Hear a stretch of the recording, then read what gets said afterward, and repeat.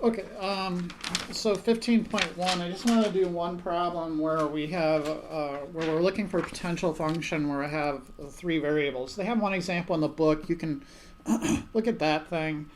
The way I do it is a little bit different. You may like my way, you may not, but let's take a look at it anyways, because I know later on there may be some homework problems that are like this. I wouldn't put one of these on the test. I'm not that interested in it, but for whatever reasons, maybe in life you'll have to encounter these again, and it's not a bad idea to see some ways to do these.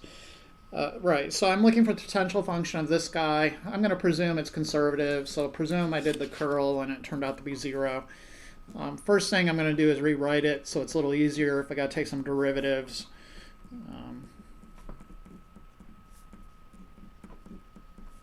Okay, so it's the same idea. There's some magical potential function up here, and these are the results of doing partial derivatives. And what I'm going to do is kind of anti-differentiate and then do a partial derivative and set up an equation. Okay, so here I go. I need to integrate this guy with respect to x. And then I'm going to take the partial of it with respect to y. And it should equal this thing here, right? So negative x z y to the negative 2. Okay? And then the way I've been approaching these right now, it seems to work. I haven't had any complaints yet. I'm going to do the same thing, but then set it equal to this guy. Okay, so in that case, I'd have to do a partial with respect to z, okay, of z y to the negative 1, and you know you're climbing back up by doing an integral with respect to x, and if you take the partial with respect to z, it should be this thing. Okay.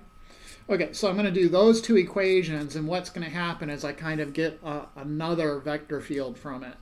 I can compose another vector field, and then I just do the same thing on that. Okay, so let me show you. So here, with respect to x, I'll get x, z, y to the negative 1.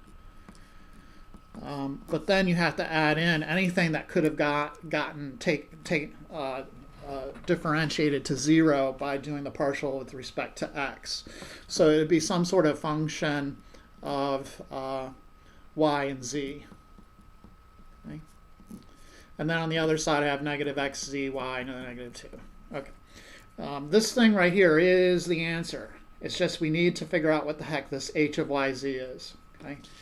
All right. So I'm going to partial differentiate it with respect to y. I'll get negative x, z, y to the negative 2 plus the partial derivative of h with respect to y. And then that'll equal negative x, z, y to the negative 2. Okay. You can add this to both sides, and you find the partial derivative of h with respect to y is equal to 0. Okay. I'm going to leave that there, because what I'm going to do now is form another vector where the first component is this thing, and then look for the potential function of that. Okay. All right. So over here, I have. Okay. So I'm going to go and integrate this with respect to x, and I get, of course, x, z, y to the negative 1, then plus this thing that would get annihilated, and it's the same function as this function over here. Okay. All right, and if you take the derivative of that with respect to z, that should give you xy to the negative 1. Okay, so I take the derivative with respect to z, I get xy to the negative 1 plus the partial of h with respect to z, and that equals xy to the negative 1. Okay, these are additive opposites, so you can subtract on both sides, that'll go away. And again, you're ending with the partial of h with respect to z equaling 0. Okay, so now what I'm going to do is kind of form another vector field, but this time it's just two variables. Okay? And then I'm going to kind of pull the same trick, right? I'm going to say, all right, if I integrate this with respect, and this is sort of the y component, this is the z component. If you integrate this with respect to y, the integral of 0 with respect to y of, and then do the partial derivative of that with respect to z, you should get back at 0. And then likewise, if you, well, I think we could just work with that, right? And then we would have our answer. So the integral of 0 is just some constant. And then on the other side we have, and then plus some function of z. And on the other side we have 0. So that is the answer, but we need to figure out what this guy is. So you take the partial with respect to z. This will be 0. This will just be f prime of z. And that equals 0. And then you integrate both sides and you see f of z is just some other constant. We call it maybe k2 or something. Let's call this k1. So the potential function in that case, this h thing, okay, so this is the gradient of h. The potential function here is just a constant plus a constant, which would just be some sort of constant. All right? So what that implies then is that h is equal to a constant. And then I can go back to here and replace that part with a constant. Okay? So this is what we just found down here.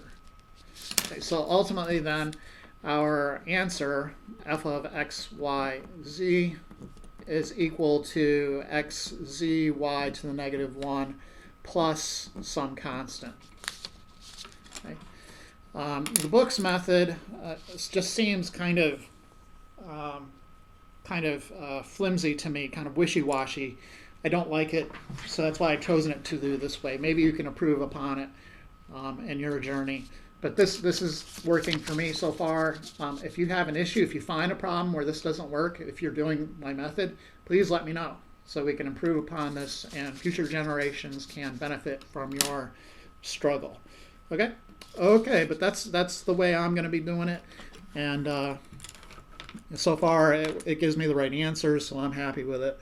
And in general, I probably won't be harassing you with these multivariable, these 3-variable vector fields in space.